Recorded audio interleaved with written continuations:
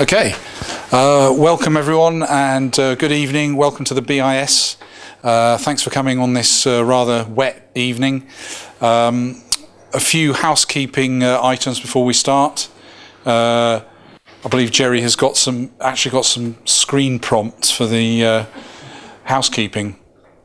Firstly, fire alarm. If the fire alarm goes off, then we leave the building.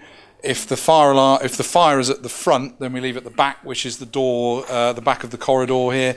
We go out onto the street and assemble at the entrance of Vauxhall Park, which is sort of in that direction. If the fire's at the back, we go out the front door and still assemble at Vauxhall Park. temperature? If things get a bit too cool or a bit too warm, then put your hand up and we can adjust the air conditioning. So hopefully we've got the temperature about 20-ish, something like that, 70 odd in old money. The BIS toilet's a bit less complicated than the zero gravity toilet on 2001, but you get the picture. But anyway, the toilet's out through the back and the ladies is up the stairs and the first on the right. And I think that's... Gentlemen, note that despite the notice in the toilet, you do not have to switch the light off. On the contrary, you have to watch out because the light will switch off automatically after about a minute. Next. Okay. Phones. Phones on silent, please. And I think we're now over our announcements. Except we also welcome our viewers online. I believe we have quite a few online. Any hint of the numbers, Alan? 60 people watching online. Excellent. Okay. And if anyone online has questions, then please email to streaming@bis-space.com and we can ask questions in the Q&A session afterwards. So I'd like to introduce our speaker for tonight. Jerry Stone will be familiar to most of you. Jerry is a presenter in space flight and astronomy and has done many talks over the years for the BIS and goes out to schools and other educational establishments and does his talks that way, and it's about educating in space. So I think I'd better kind of stop now and hand over because I've been standing up here far too long. So over to you, Jerry. Thank you, Carl. Thank you. Thank you very much, and it is so good to actually be here, as I was meant to be on July the 17th until events overtook me. Thank you for the get well cards that I had, although getting well is, there's two parts to this. Firstly, there's the emergency surgery I had on my foot, which is healing nicely now and continuing to do so. The diabetes, though, played absolute havoc with my body, and that's one reason why I've been in hospital for almost 12 weeks now. Today was my final day, but I'm simply going out to a care home for another few weeks. It will be a while before I'm in a position to really be back doing things, but c'est la vie. Anyway, thank you all for your good wishes.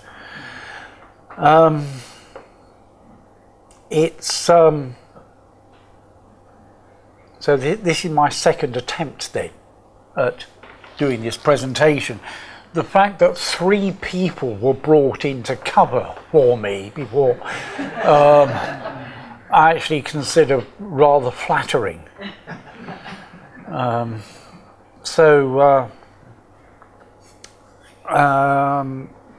Is there anybody here who has not been to any of my talks in the past? Okay, so yes, a few. So very quickly then, I am a freelance space presenter. I go all over the country doing talks on astronomy and space exploration. I'm also interviewed. I mean, I am a space expert. I can say that because this is how I get described when I'm on Sky News. And I was on Sky and on BBC News a few years ago when Neil Armstrong died. And there, in the middle of the table, you can just see a little golden black object.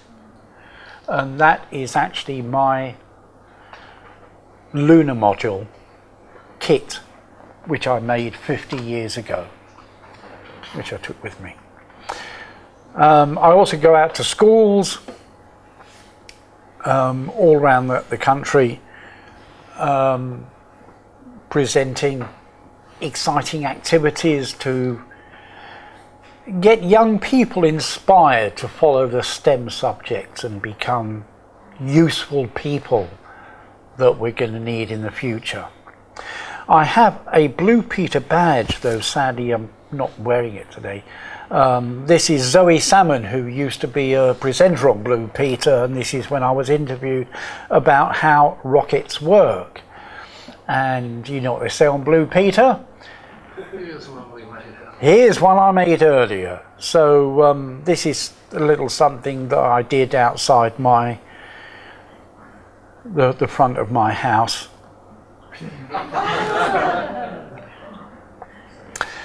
And I'm also an author, and up the front are some of my books that I've either written or been consultant for, and the more you buy, the fewer I'll have to take home. So this is a design that I came up with to mark 50 years of Apollo, and this is one of a series of presentations that I'm giving. I'm actually covering every Apollo flight. So I started with Apollo 7 back in October. I shall be continuing through to the 50th anniversary of Apollo 17 in December 2022. So it'll keep me going. And this is, of course, the Apollo 11 patch, except that this is not the original version.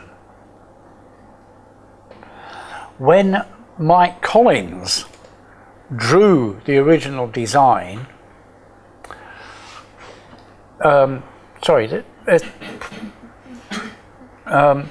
he had the eagle carrying the olive branch in its beak. And so he showed it to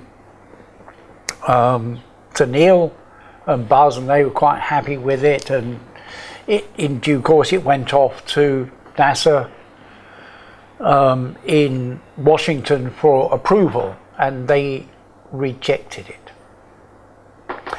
because they felt that the eagle's talons looked too menacing. And so they just transferred the olive branch into its claws, and everyone was happy with that, although Mike Collins said he wouldn't want his landing gear fouled up like that. Anyway, so what happened 50 years ago? Well, my cousin, Eddie Kramer, was very busy because he was the recording engineer at Woodstock, and went on to do most of Jimi Hendrix's work. I mean, Jimmy's album Electric Ladyland was named after Eddie's studios, the Electric Lady Studios in New York. There were various other things that we saw 50 years ago, the beginning of Monty Python. And we also saw for the first time some views of life out in space with the clangers. But the idea of actually visiting the moon was already something that we've been looking at for some years. And it had certainly inspired me. I believe the first film that I remember seeing in the cinema was The First Men in the Moon. But as for reality, well, we have, here we go.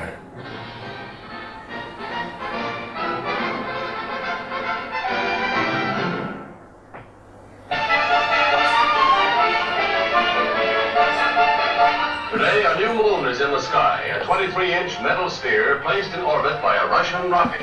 Here an artist's conception of how the feat was accomplished. A 3-stage rocket. Number 1, the booster in the class of an intercontinental missile. Its weight estimated at 50 tons. The smaller second stage took over at 5,000 miles an hour and carried on to the highest point reached. 500 miles up, the artificial moon is boosted to a speed counterbalancing the pull of gravity and released. You are hearing the actual signals transmitted by the Earth-circling satellite. One of the great scientific feats of the age. Except, of course, the rocket didn't look like that at all, though we weren't to know that for some years. The images there were based on America's Vanguard rocket, which blew up on the launch pad at its attempt to launch an American satellite. But the fact that Russia had put up the first satellite came as a huge shock to many people in America, and more so when they launched the first man in space, Yuri Gagarin. And many Americans in particular had regarded the Russians as technologically backward, and these feats came as a huge surprise to them. Ironically, it was due to their inferior technology, because when they developed their atomic weapons, they were huge, clunky affairs, which left the Russians with a decision to make: either to carry on working on them and refine them until they were small and light enough to be carried by the rockets that they already had, or build a huge booster capable of taking the big heavy things. And that's what they decided to do. So when it came to putting things in space, they already had a booster capable of doing this. Reaction based on advice from the Vice President, who by virtue of his position was also chair of the National Space Council, came from President Kennedy in an address to Congress in May 1961, following Alan Shepard's suborbital flight. So at the time he made this announcement, America's total experience of manned space flight was 15 minutes and 22 seconds. Since early in my term, our efforts in space have been under review. With the advice of the Vice President, who is Chairman of the National Space Council, we have examined where we are strong and where we are not, where we may succeed and where we may not. Now it is time to take longer strides. Time for a great new American enterprise. Time for this nation to take a clearly leading role in space achievement, which in many ways may hold the key to our future on Earth.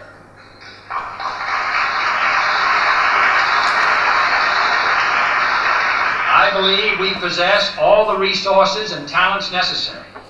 The facts of the matter are that we have never made the national decisions or marshaled the national resources required for such leadership. We have never specified long-range goals on an urgent time schedule or managed our resources and our time so as to ensure their fulfillment. I therefore ask the Congress, above and beyond the increases I have earlier requested for space activities, to provide the funds which are needed to meet the following national goals. First, I believe that this nation should commit itself to achieving the goal, before this decade is out, of landing a man on the moon and returning him safely to the Earth. No single space project in this period will be more impressive to mankind or more important for the long-range exploration of space, and none will be so difficult or expensive to accomplish. But at the time that this commitment was made, America didn't know how they were going to reach the moon. There were various proposals. They already had in development what would become the Saturn I, shown there as the C1. There was also proposed the C5, and then there was Nova. Nova would be able to take the spacecraft that could land on the moon and return. But it was very unlikely that it would be able to be developed in time to do that before the end of the decade, which strictly speaking would have been the end of 1970 and not the end of 1969.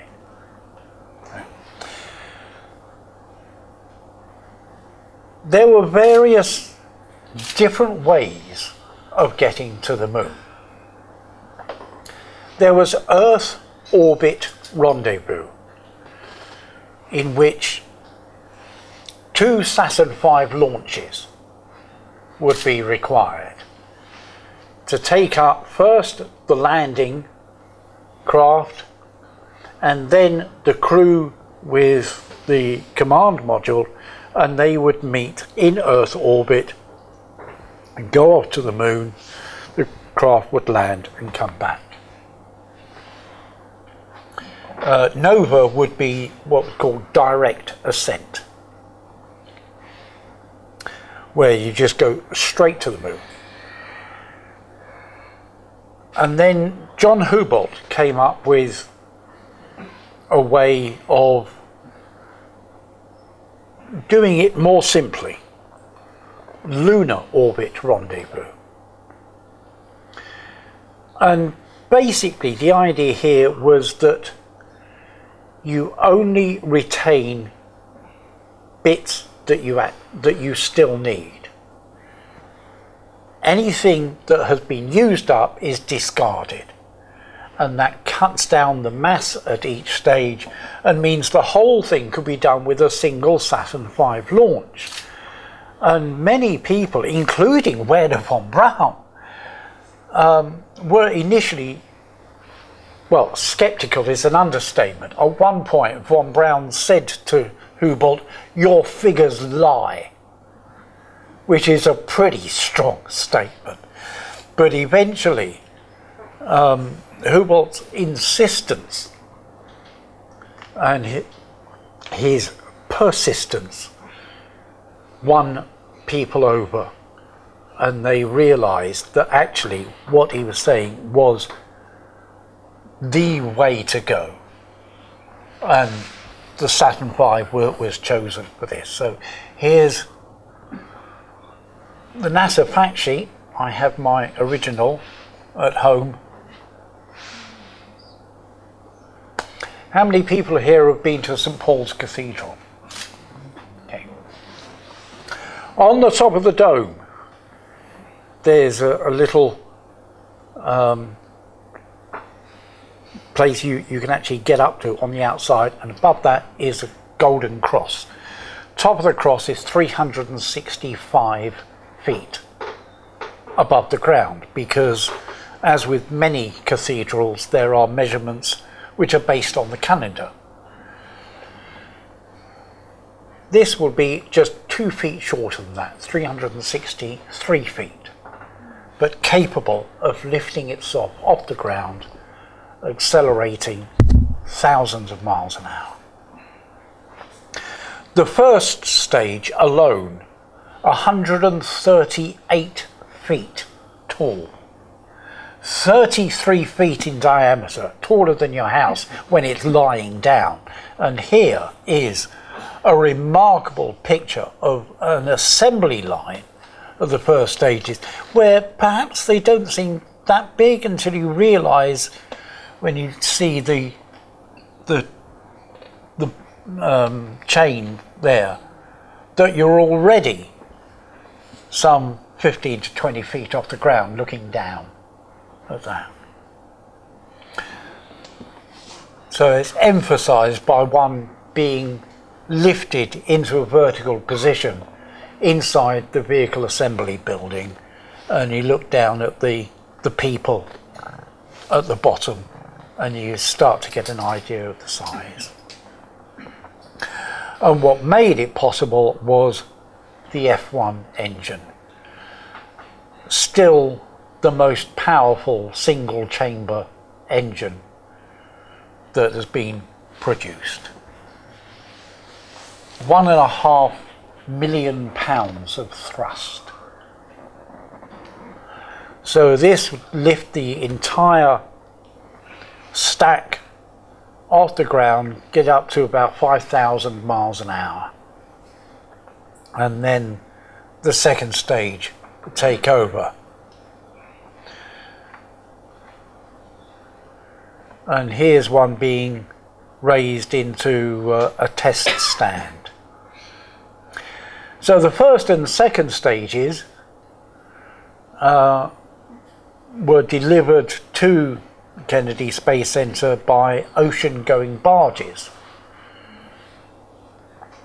The third stage, the S4B, could be flown as long as you had the world's largest cargo aircraft to carry it at the time. And how do you fit it in? Well, the front of the aircraft swings round 180 degrees and you can see it just fits in. At the top of the third stage is the instrument unit, and this monitored the entire Saturn V and could control the gimbaling of the engines and their thrust. And in the case of Apollo 13, for example, where the center engine cut out early, so it calculated how long the others needed to burn to make up the velocity. And again, here's an assembly line of those instrument units. Quite remarkable. So the third stage engine take over from the second stage and put this configuration into what's called a parking orbit around the Earth. So by this time, the launch escape system on the top had been discarded. So that happened shortly after the ignition of the second stage. In the case of any real emergency, in the last few seconds before launch or during the initial part of the flight, the escape system would carry the command module with the 3 astronauts clear of the rest of the stack. To do that, it meant that the launch escape system was actually more powerful than the Redstone rocket that launched Alan Shepard and Gus Grissom. So below the command module is the service module, which provided services, as it suggests, basically electrical power for the command module. And it also had the engine that would slow the spacecraft down to put it into orbit around the moon, and that engine would also be fired again to bring the spacecraft back from lunar orbit. Below that is the conical adapter housing the lunar module. And it was all done that way round specifically so that the command module would be at the top to be taken clear of everything should the need arise. But otherwise, having checked out the spacecraft in orbit around the Earth, the third stage's engine would be fired for a second time to take them off towards the moon. And during that time, the command module pilot would take the command and service modules clear of the stack, and the lunar module's adapters panels would be separated. So that's the actual thing. And there's a size comparison. Right.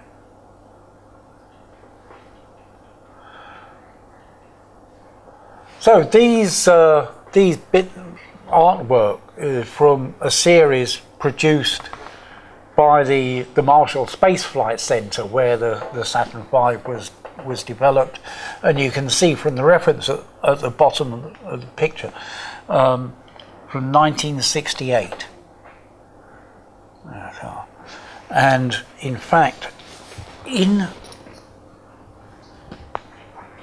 my book,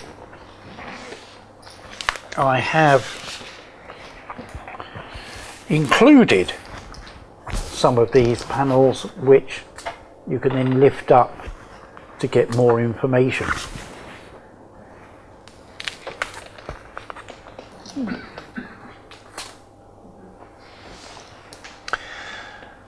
So there's the command module, and it's inside that cone that the crew spent most of the time going to and from the moon. Although once on the way, though, they could actually fold up the seats, and because they were weightless, they seemed to have more room to move around than you would expect.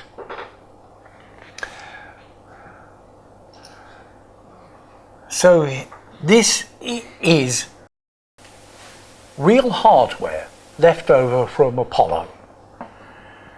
And when engineers were working on the new American spacecraft, Orion, and they had to deal with the question of how to connect the spacecraft with the Orion service module,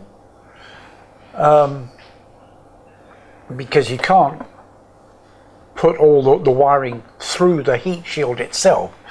If you look at the bottom of the picture, you can see that's where the wiring came out and round the outside of the craft, so that they were literally taking lessons from Apollo doing that.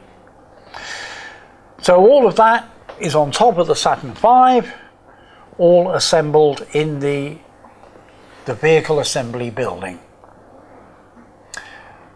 At the time of its construction, the largest building by volume on the planet. 525 feet high, with doors that consist of two sliding sections at the bottom and then individual panels, which you can see as a stack there. They are raised up into the top to allow the mobile launch pad to be taken out. And I can tell you from experience that the view from on the roof of the vehicle assembly building is quite something. So for training, they built an Apollo mission simulator. Two of them, in fact, one for the command module and one for the lunar module. John Young, when he saw this thing for the first time, called it the Great Train Wreck. So how did Apollo fly to the moon? Well, especially when people say when the onboard computer was less powerful than a Furby, an electronic toy that later became popular.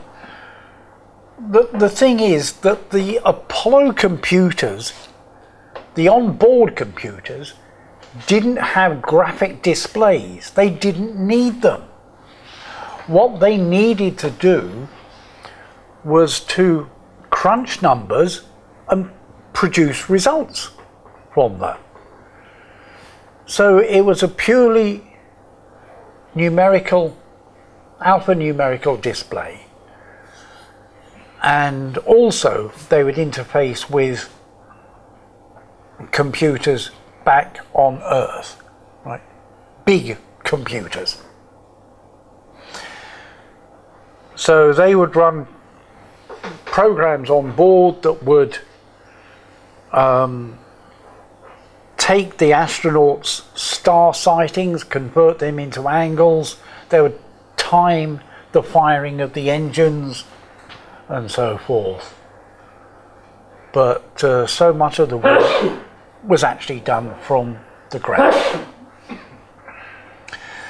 So this is actually the very first manned Apollo spacecraft being assembled, which was to be used for Apollo 1, but sadly that never flew because the crew were lost in an onboard fire. If anything could be said to be something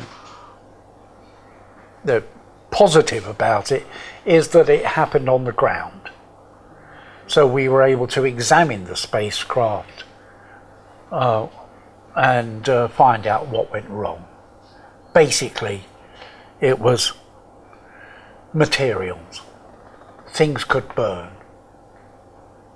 And practically everything that could possibly burn was replaced by new materials as a result. So the new craft was tested out on the Apollo 7 flight in October 1968. And it was meant to be followed by a test flight of the lunar module, but the lunar module wasn't ready. And rather than have a long delay in the program, it was decided, as there was no point in just repeating Apollo 7 with Apollo 8, but why not do what Apollo was designed to do, go to the moon? Even though there was no lunar module, we would be able to verify deep space tracking and communications and navigation, plus of course getting close-ups of potential landing sites. And so the other thing that we got from it was this remarkable view of our own planet. Then Apollo 9 tested the lunar module in orbit around the Earth. Apollo 10 did the same thing in orbit around the moon. And as they were going to go low down near the surface of the moon and snoop around, as the crew said it, they thought that it would be appropriate to name the spacecraft Snoopy, who was, after all, the space program's safety mascot. So there's Snoopy and Charlie Brown in mission control. Now, one thing that they had discovered, or rather verified, was that there were portions of the moon that seemed to exert a greater gravity. So these were known as mascons, from mass concentrations. And on Apollo 8 and Apollo 10, they actually pulled the spacecraft slightly off course.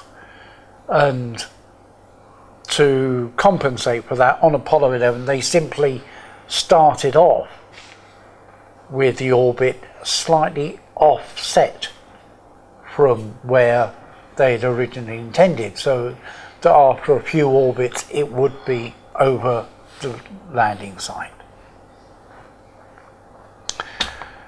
So to give you an idea of the scale of the Saturn V again, you see the people down the bottom of it there. And there's the Saturn V on the pad 3.5 miles from the assembly building. It was reckoned that if all the stages of a Saturn V exploded simultaneously, that's how far away you'd need to be fairly sure of being safe. Of course, there were some people who'd be a lot closer, the crew. So there they are, and with their families. Neil Armstrong, Mike Collins, and Edwin Aldrin. It was only later years that he legally changed his name to Buzz. Why was he called Buzz? Now, this is a question that I put when I go out to schools. Does anybody know why he's called Buzz? And I say, and please don't fall into the obvious trap, because when I started doing this, kids would put their hand up and say, oh, it's named after Buzz Lightyear. No. Buzz Lightyear was 40 years later, and they didn't ask his permission either. No, when he was very, very young, one of his sisters couldn't pronounce the word brother, and she referred to him as her buzzer. So there we go. So on the morning of July 16th, 1969, here's Neil getting ready to go off to the moon. And right from the start, we were watching. 15 seconds. Guidance is internal. 12, 11, 10, 9. Ignition sequence starts. 6, 5, 4, 3, 2, 1, 0. All engine running. Liftoff. We have a liftoff. 32 minutes past the hour. Liftoff on Apollo 11. Tower cleared. Neil Armstrong reporting that roll and pitch program, which puts Apollo 11 on proper heading.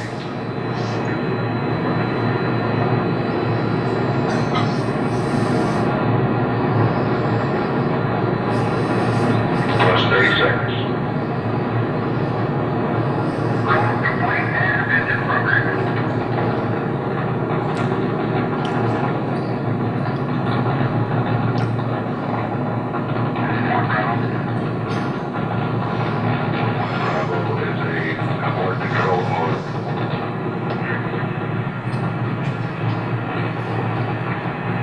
Altitude's 2 miles.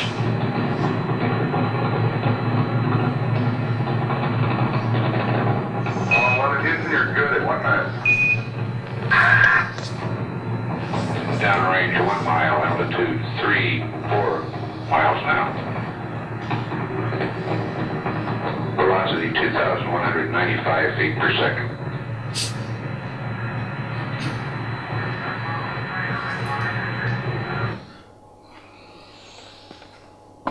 So if you want some idea of how complex going to the moon is, look at all the various stages involved in the journey.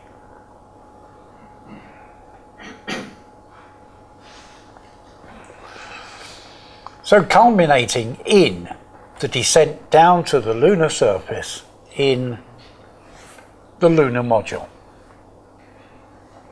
Based on our design from the BIS Lunar Spaceship 1939. NASA have acknowledged that. Except that, well, okay, so like many people, up until we actually landed spacecraft on the moon, it was assumed that without wind and rain and so forth, that the lunar surface would have jagged peaks and so forth. It was with 20/20 hindsight that we realized, of course, that with billions of years of micrometeorite impact, that would have actually worn it all down, and that's why we have these gently rolling landscapes. Anyway, there's a lunar module, and you can clearly see the probes on the 3 of the 4 feet of the lunar module. The idea is that when they touch the surface, a light comes up in the cockpit saying contact. There isn't one on the front one because they were worried that when the craft landed that it might get bent up into a position that would interfere with the astronauts being able to come down the ladder. So here's a view from inside a lunar module. This is from the simulator, and there's the hatch. Now imagine 2 people standing in front of that hatch, and we come to one of the reasons why Neil Armstrong was first on the moon, or first to step onto the moon.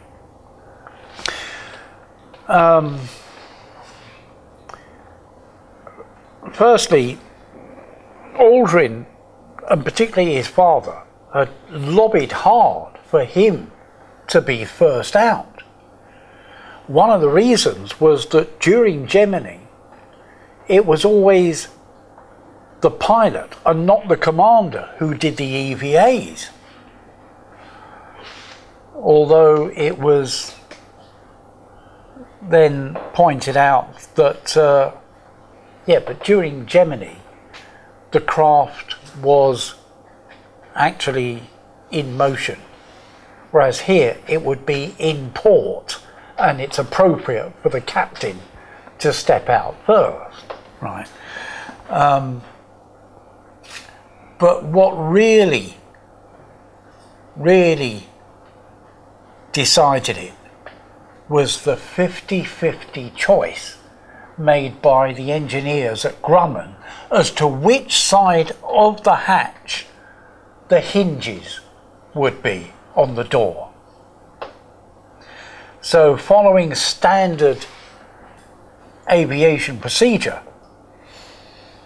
where you'd have the pilot and the co-pilot, here we had the commander and person named as lunar module pilot, but essentially the co-pilot is the commander who did the flying of the craft. And because the hatch swung around to the right into the area occupied by the co-pilot, i.e. the lunar module pilot, they would have had to come round into the area already occupied by the commander. So it made it much easier if the commander wasn't there, i.e. the commander had already gone out the hatch. And that made the commander the first of the crew to go out.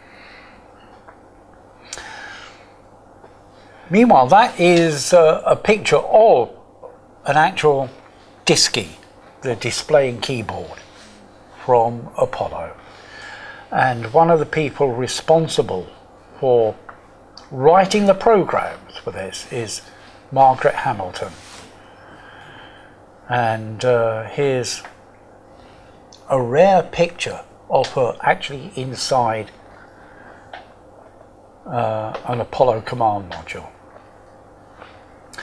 So here's a typical display, right? Showing program number, in this case program 63, which is one of the programs used during the descent to the moon, and you'd have what they refer to as verbs and nouns. In this case, showing a result 1202, which is an error, what they termed executive overflow. What would happen is that there was a 1 second cycle on the computer, and it had various jobs to do. If it couldn't finish them all, it would display that, and that's what was happening. And it was determined that as long as it didn't keep happening over and over and over again, it would be okay for the flight to continue. So with a bit of hair-raising moments,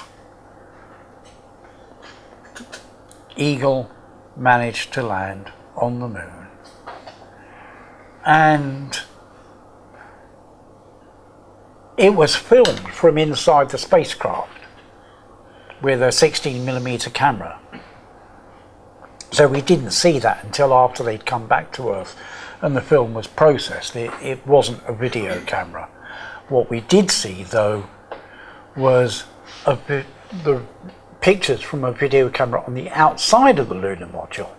Once they'd landed, opened the hatch, and Neil had partially exited, he pulled on the lanyard and this section opened up with a video camera pointing at the ladder. And this shows a restored version.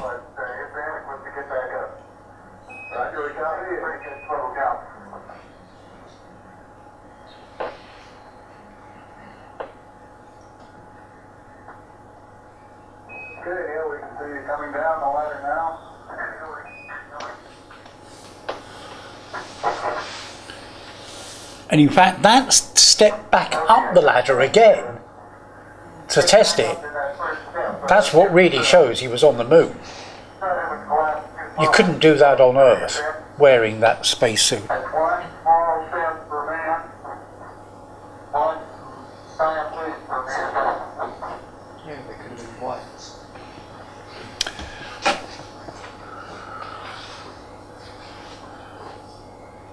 So there's Aldrin coming out, and this is actually a composite of a couple of pictures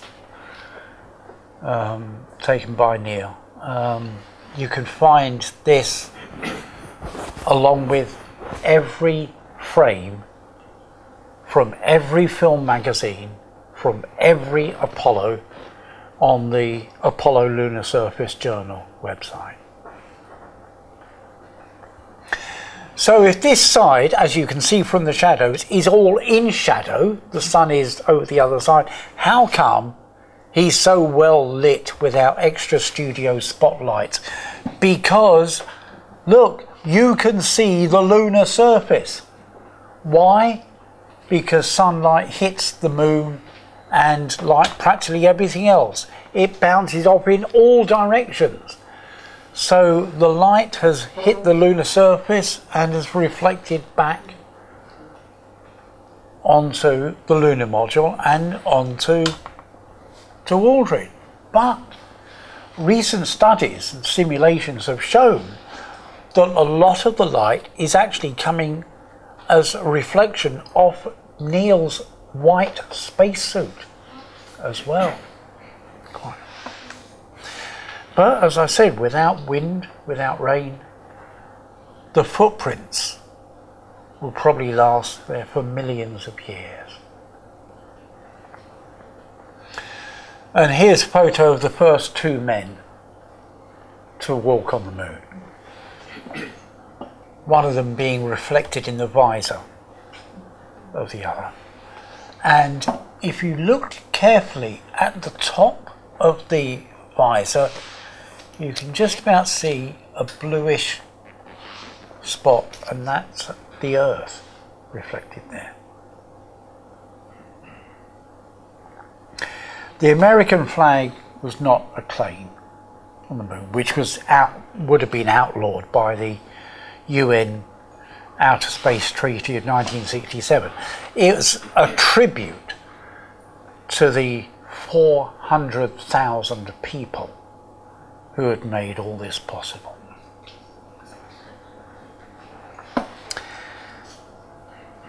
So here's Aldrin unpacking and setting up some of the experiments.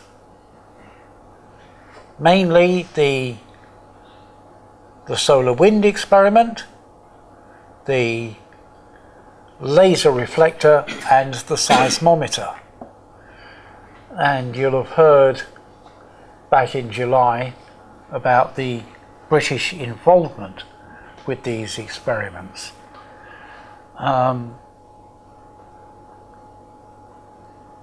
The solar wind, by the way, so you'd have heard how Buzz put a Union Jack on the moon. Right. How about this? The solar wind experiment was actually devised and developed in Switzerland. And as it consisted of something hanging from a pole, it was actually referred to by many people at NASA as the Swiss flag. So there we go. So that's the third flag that was put on the lunar surface. And there was, of course, the commemorative plaque. And I've always had some reservations about this. The fact that these plaques will also probably last for millions of years, signed by the only president to have resigned in disgrace. You know, what can you do about it? Anyway. But 600 million people watched this live, while a further 600 million people in China were not told about it until after it happened. Quite remarkable. I was 14 years old at the time, which I reckon later on to be about the perfect age, full of wonder and excitement at this incredible achievement. Now, having grown up with flying to the moon as something to aim for, something that we'd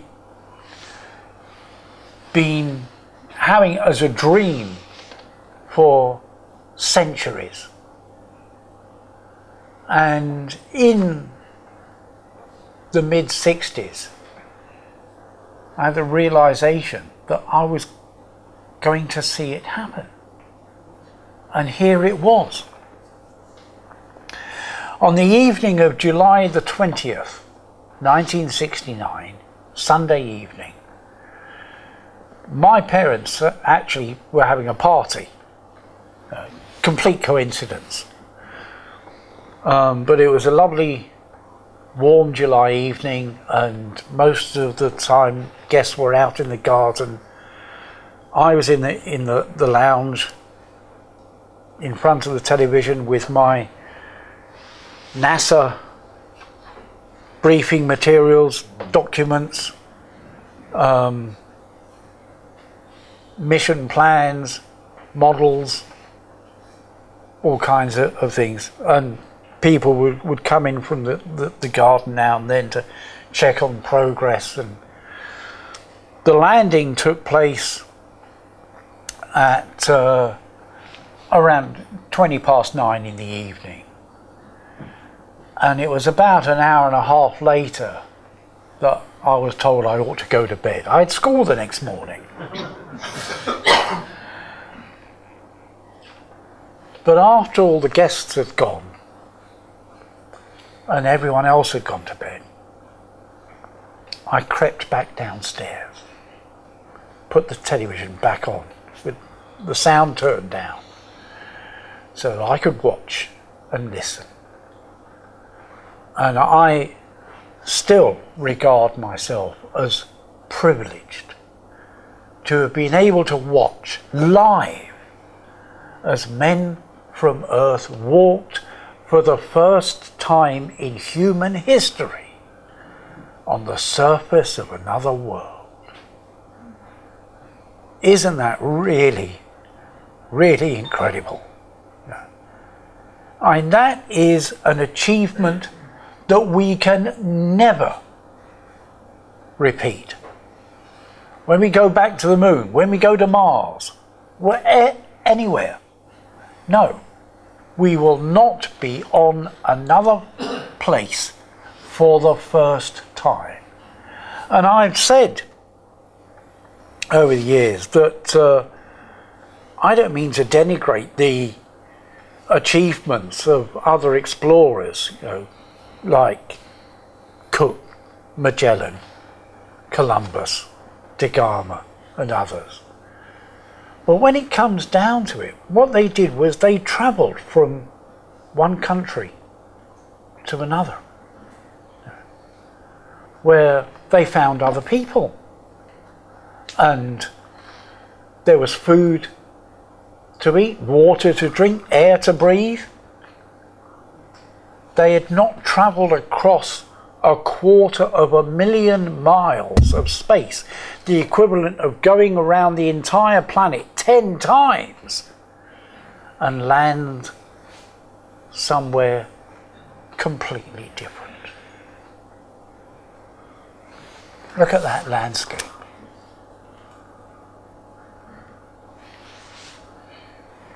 No wonder Neil is smiling in this rare picture.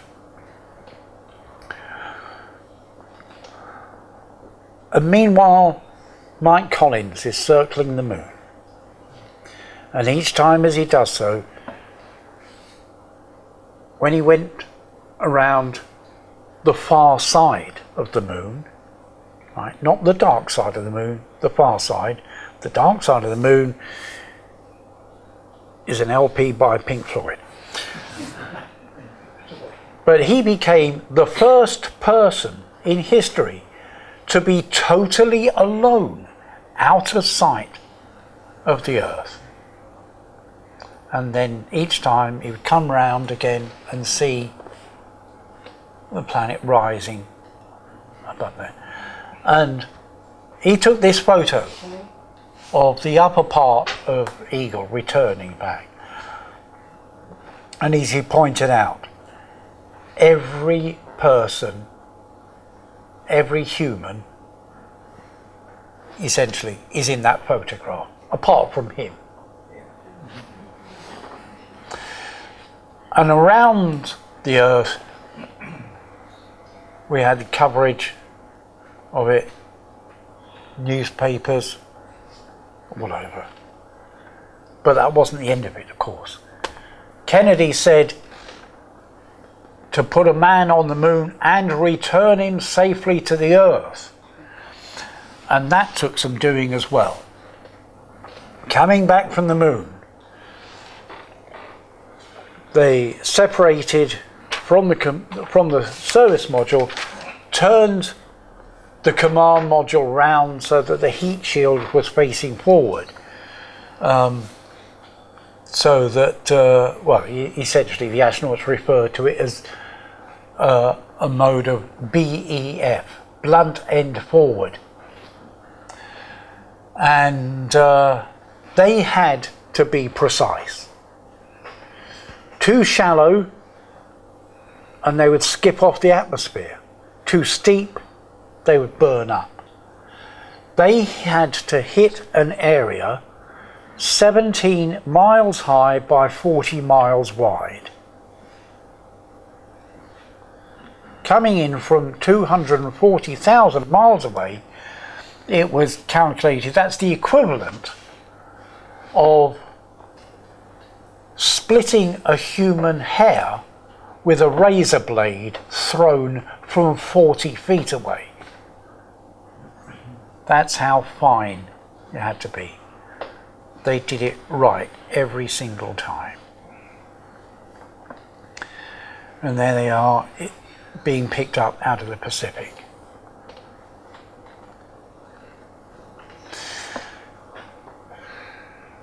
So here's Neil and Buzz and all the rest of them. Now, I still have my original poster of this, which was included in, I think, January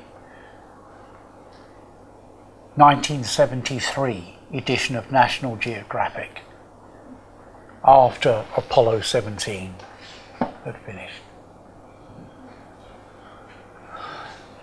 And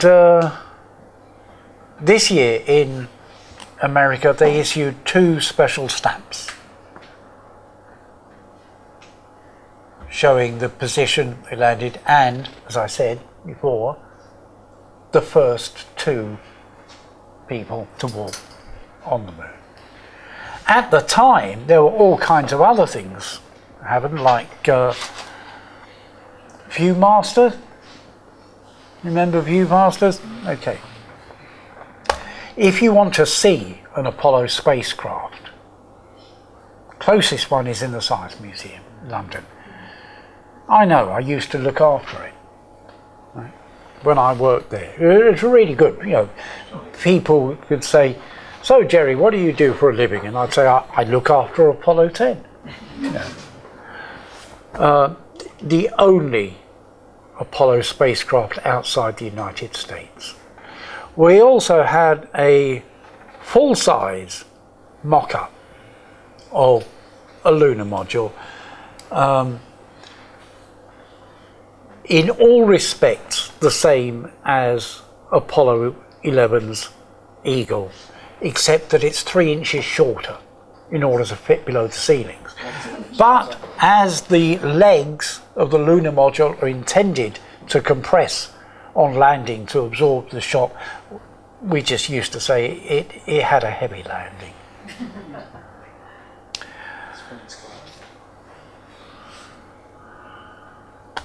John Keating, the English professor in Dead Poets Society, said, "Medicine, law, business, engineering, these are noble pursuits and necessary to sustain life. But poetry, beauty, romance, love, these are what we stay alive for. Engineering, and in a wider sense science, is what allows us to stay alive. And not just to merely survive, but to advance, to understand more, to learn more, and to improve ourselves so that we can not only survive in the present, but thrive in the future." That was one of the great things about Apollo. It showed that once we have really decided to do something and to put our resources into that venture, that we can make great advances beyond our present position. Look back at the beginnings of Apollo to one of the speeches made by President Kennedy. And he said, "We shall send to the moon, 240,000 miles away, a giant rocket more than 300 feet tall, made of new metal alloys, some of which have not yet been invented, capable of standing heat and stresses several times more than have ever been experienced, fitted together with a precision better than the finest watch, carrying all the equipment needed for propulsion, guidance, control, communications, food and survival on an untried mission to an unknown celestial body, and then return it safely to the Earth."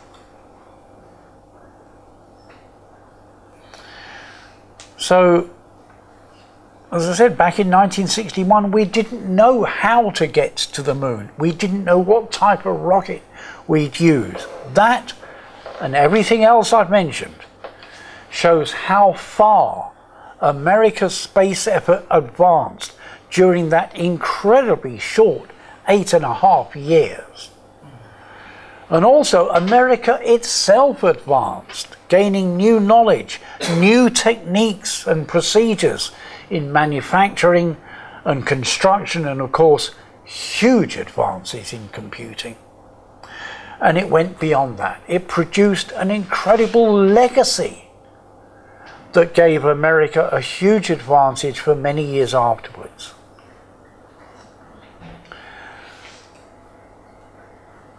Neil Armstrong always referred to Apollo 11 as an engineering test flight. That's the sort of person he was. We tend to think of the Apollo program as just sending astronauts to the moon. But the program proved to be much more than that. The Apollo effect shows the increase in take-up of studies.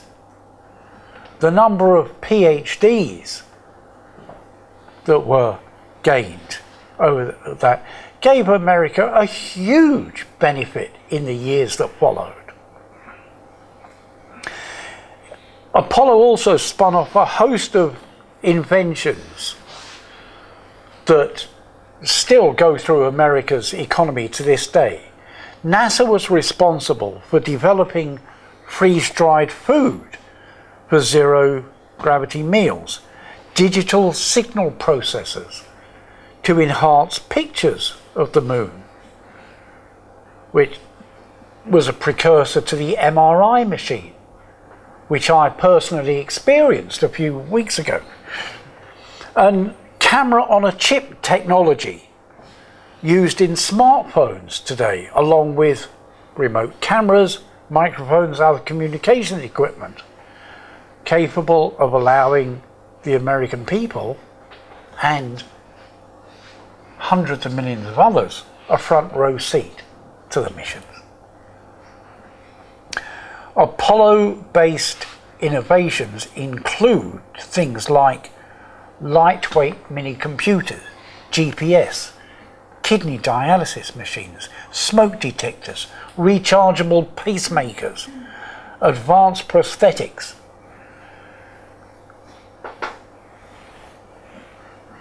There's so many things. NASA puts out a booklet called Spin-Off every year, which has around 50 of some of these incredible things.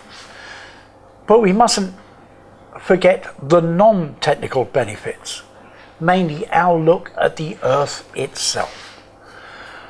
Norman Cousins, the writer, said what was significant about the lunar voyage was not that men set foot on the moon, but they set eye on the Earth. And filmmaker Chris Riley said, peace activist John McConnell printed this picture on flags and handed them out in Central Park in New York the following as Apollo 11 landed on the moon. His actions would later lead to the founding of Earth Day. an annual celebration of awareness and appreciation of Earth's natural environment that is held today in more than 175 countries. And shortly afterwards, David Brower and other campaigners formed Friends of the Earth, feeling that if there was one thing the Earth needed, it was friends. And all of this, technological and environmental and everything else, all of this came about because we decided to be daring, to be bold, to reach across space and to set foot on the surface of another world.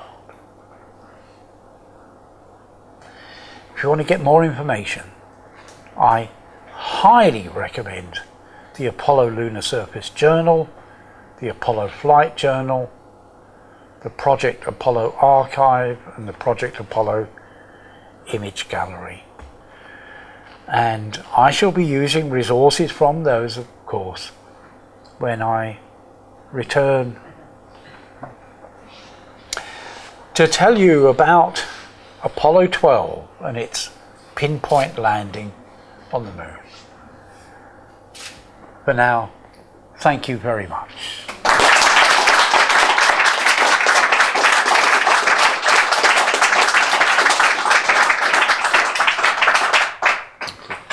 Thank you very much, Jerry, for a typically entertaining and informative talk. Thank you. Time for some questions. We've got a radio mic here, so if you could wait till the mic turns up, please. Any questions? There must be one. While that's going to the back, some of you may have seen recently in National Geographic this special issue, which included this reprint. I still have my original from 1969 of this. It's really, really marvellous. Is that the reprint or the original? This is the reprint. Yes. But I also have copies of Life magazine from 1969. And, right, so I've shown you how this is put together as a space enthusiast scrapbook. So every page includes something that will lift out and open up. There we go. And in fact, let's come. I showed you the headline, didn't I? There you are. There's the page from that. I still have my scrapbook that I put together from the 1960s. By the way, feel the footprint. All right. Smart. Okay. Yeah, Jerry, first Yes. of all, just a quick bit of info. Whereabouts is the fully assembled command and service module? Do you know? That was it in the vehicle assembly building. No, is that a Sorry. museum piece? There was a museum piece, I think, wasn't there? Smithsonian. Is it the Smithsonian? There's one Oh, at the I mean, they get moved around. there's Yeah. one at the Kennedy Space Centre. I've seen it. Yes. Right. And Now, this is interesting. I visited the Aerospace Museum in Washington in 1977, and at the time, it was 2 years after the Apollo-Soyuz test project, and there was a full-scale depiction of the two craft docked together. The Soyuz was made out of fiberglass by some NASA technicians. The Apollo was the real thing. Yeah. just a very quick one. Yes. Silly question. After Apollo 11, do you know if there was any discussion about lengthening the ladder? Because it didn't actually come down as far as That's they right. anticipated it, and it was actually quite a long jump back for Yes. Armstrong and Aldrin to get back onto the ladder. Yes. And I didn't know whether, because I mean, Conrad's first words were, "Yeah, it's a long one." Yeah. Yes. Although that was a reference to his height more than anything. There was there was no intention to change the length of the ladder. Having shown that it was possible to jump back up, it was decided it wasn't necessary to make any difference. See, but again though, it's a question of calculations that go into this. That somebody had worked out it would be possible for a person with a backpack and everything under lunar gravity to be able to step back up that. And it wasn't something that they could actually do when rehearsing on Earth. Yeah. It's quite remarkable. Okay, thanks, Jerry. I've got a question from one of our online viewers, from Michael Mwenter in Denmark. He asked, do you think it is at all possible for the US to land on the moon again in 2024? It's pushing it. I mean, considering that they're not expecting to fly Orion for a year or two yet, to then go from that to an immediate land. But then it was less than a year between the first actual flight of an Apollo Command Service Module and a lunar landing. And the lunar module only flew for the first time in March 1969. 4 months. So I'm not going to say no, but In the 60s, they actually had a political motivation to get to the yes. They don't really have much now. No, this is a thing. Yeah. And lots of people are going to say, well, why are they bothering? They've already done it. Okay. So tied in with that, there's all kinds of things, right? Why did they stop? Well, frankly, they slowed down to start with. It was decided that there wasn't enough time between missions to get the most out of the missions, to be able to incorporate what they'd learned into the next flight to make the best of it. So they said, right, we'll lengthen the time between missions. And then it's a case, I suppose, of perhaps diminishing returns. We're not learning really as much extra from the missions, and there were other things that they wanted to do, and it was decided, all right, let's hold that for now. And so they used leftover hardware to launch what it must accurately be said, America's only space station, Skylab. And then they wanted to develop a shuttle, and once they had that, the next thing was developing the space station. And you just cannot do all of those things and be going to the moon. And, there are limited resources, right? So it's not just money, it's the people as well.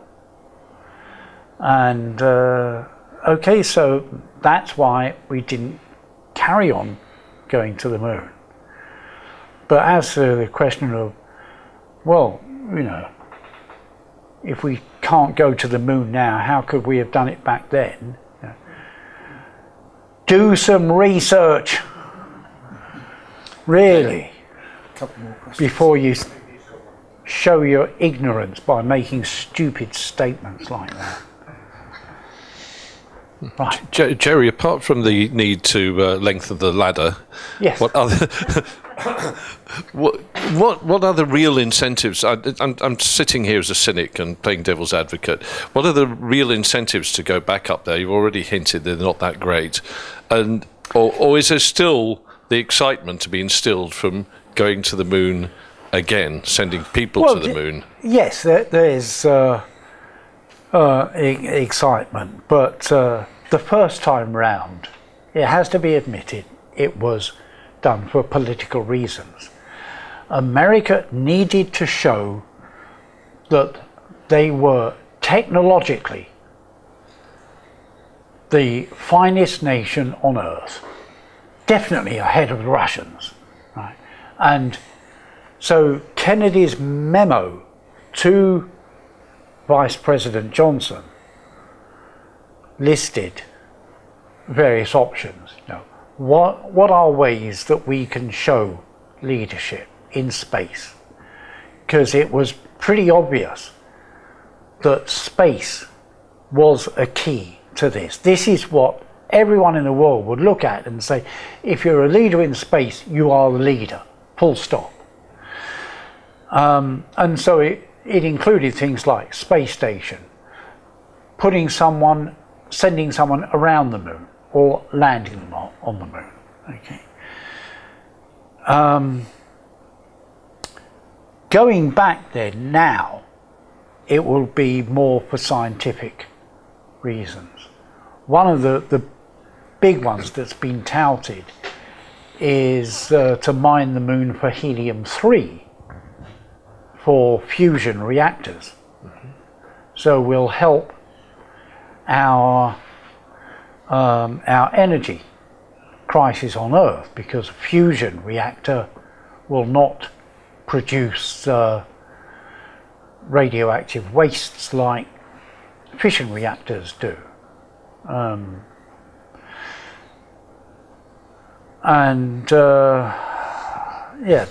There's other things that we would like to do on the moon. And are the Chinese going to be the next up there? I have been saying for quite a number of years that the next time we see people on the moon, we may be watching it on television with subtitles translating from Chinese, right? But the Chinese human spaceflight program seems to have slowed down a bit. They put up two space stations, Tiangong 1 and Tiangong 2. In fact, when they sent a two-man crew to the second one, I posted a little message saying, with another two-man crew going up there, it's 2 to Tiangong 2. That is bad. But I've got to say, I'm surprised that we haven't seen another module up and more flights since. And in fact, I said to someone in discussion that with the upcoming 70th anniversary, you know, you would have thought that they might celebrate it. Like Russia wanted to put up something to celebrate the 50th anniversary of the October Revolution. You know, so, yeah, it is a bit of a surprise that they haven't done something recently. Perhaps we're underestimating what's involved. It isn't easy getting to the moon, as both Israel and India have recently discovered. even though theirs were unmanned. But in both instances, theirs were remarkable achievements. They came so close, which meant that probably over 95% of what they did was right, and they're both to be applauded for their achievements. Yeah. Jerry, hi. Yes. Ange here, friend of Nigel Fudge. First of all, thank you for the presentation. It was fantastic, very entertaining and very informative. And I'm sure I speak on behalf of everybody here and those watching from around the world on the web that thank you for doing it very much, really. Thank you very much, and I do appreciate, space is my passion. A quick anecdote for you. Yes. You were a child when you were watching it live. Nigel told me something. Sorry, Nigel, if I'm going to embarrass you. He was in his 20s when he watched it live in his bedroom on a black and white. Yeah. And he was up to about 4 or 5 in the morning, overslept that day, was late to work and got reprimanded and nearly lost his job at Southall Tech.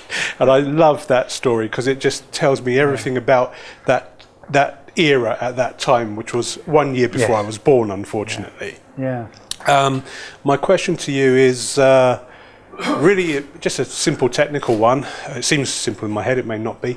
For every Apollo program, I'm assuming that everything had to be built new and nothing could be reused. Is that correct? And then how much money in total throughout the Saturn and Apollo program back in those days and converted to today's money for inflation, would you say it cost?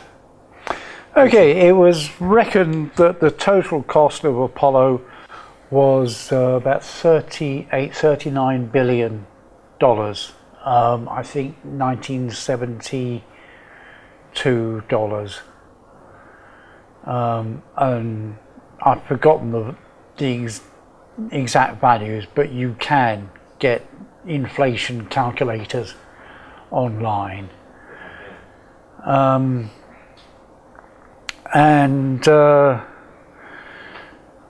None of the flight hardware was reused.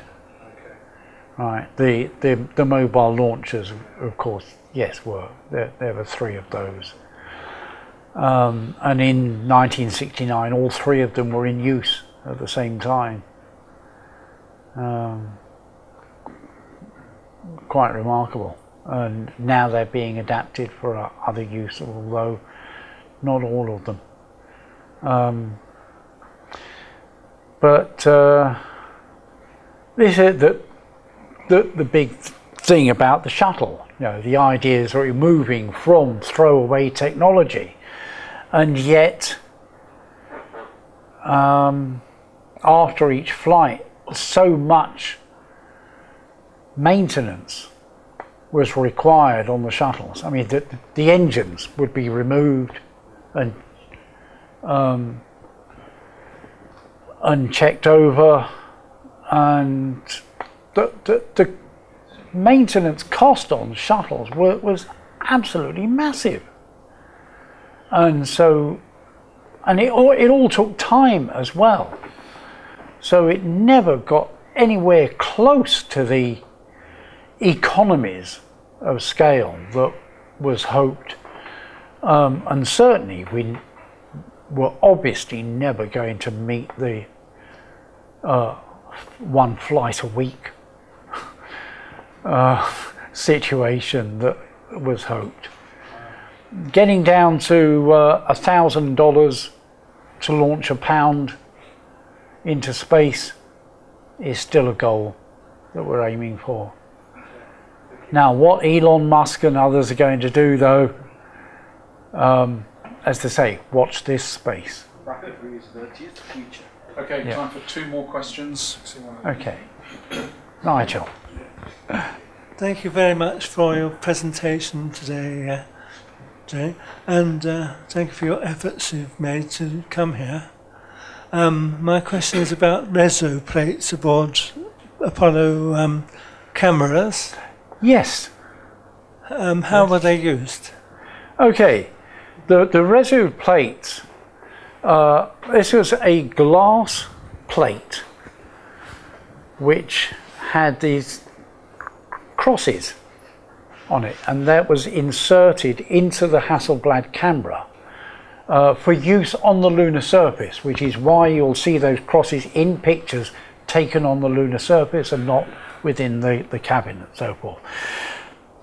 The point about those is that it then means it doesn't matter how much you enlarge the picture, those crosses are at a known distance, and so you can do photogrammetry, as it's called. You can make measurements on it, and it's particularly knowing the actual size of an object in the photo, like the lunar module and so forth.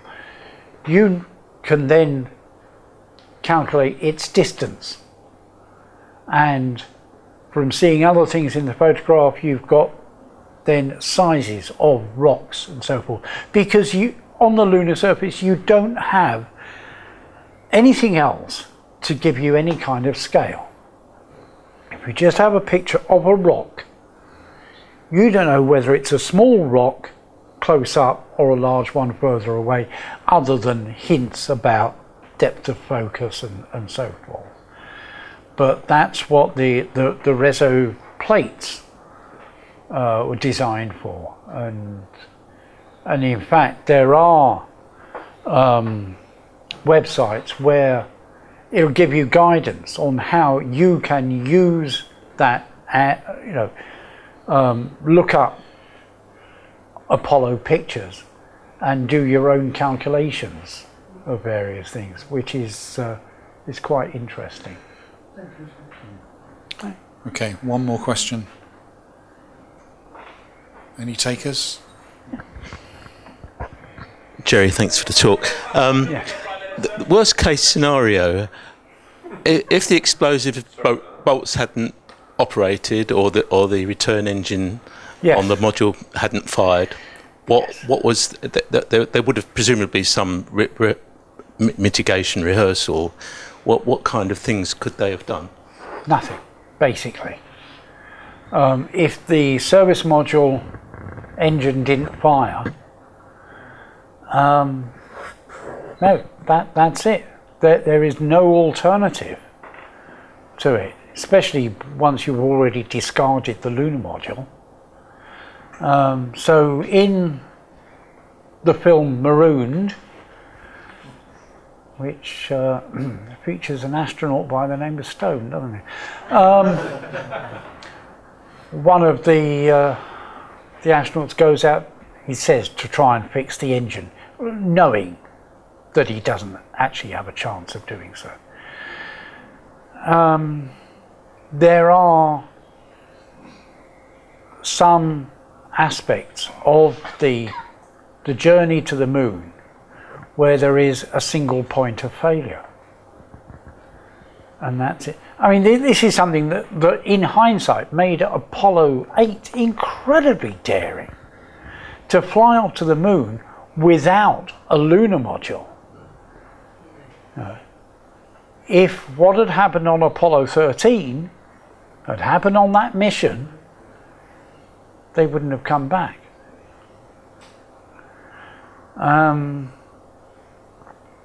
But on Apollo 13, as they said, they refer to it as a lifeboat, but essentially they had a spare spacecraft. And a difference with Orion from Apollo is that it won't be totally reliant on fuel cells. They'll have solar panels. So, we learn and we adjust things, but Gus Grissom said that we are in a risky business. He said, if anything happens to us, we hope it won't delay the program.